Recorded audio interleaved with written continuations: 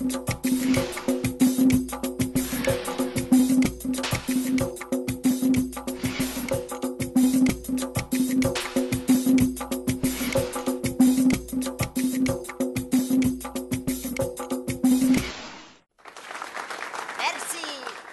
علیکم. و علیکم. ما مراممون با کف زدن جور نی. ایوه به کف نزنده.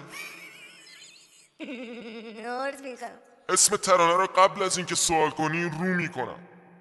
یا اسم ترانه رو بگو بینی. الان صداش میاد.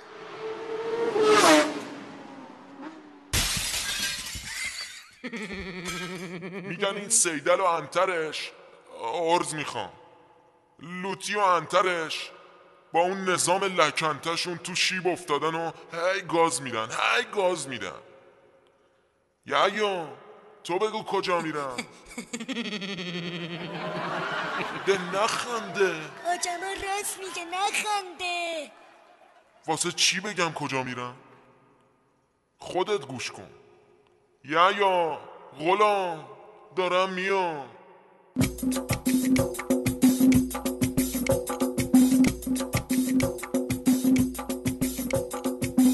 هر قدر گاز بده باز به جایی نرسه، باز به جایی نرسه.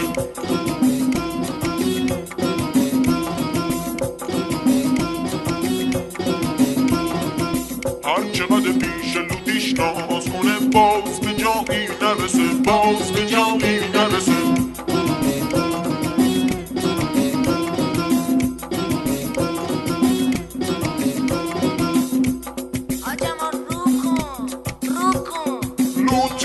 آیان تری بر بپری درد سری. انتر میگه آسای داری تو هچلی، تو هچلی، تو هچلی.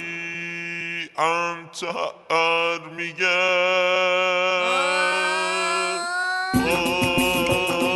آسای داری دوست دارم بدون تو.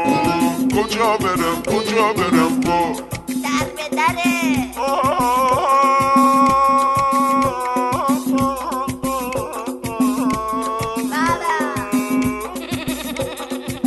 بذار تا جمال برات قصه بگم، قصه سیدلی گدا که تمام کارشو قنامشو هی داره میزنه صدا. هی میگه ای که تو من جایی گرفتار شدم، چپ و راست از دید اون مشت و لگت بار شدم.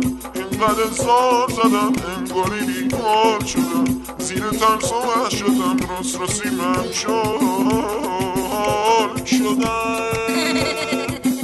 وای زار شدم، وای گرفتار شدم، وای زار شدم، وای گرفتار شدم، وای زار شدم. همین روزا میره پیش امام گور به گوری. زار شدم، وای گرفتار شدم. کارش حسرته، همش حسرته.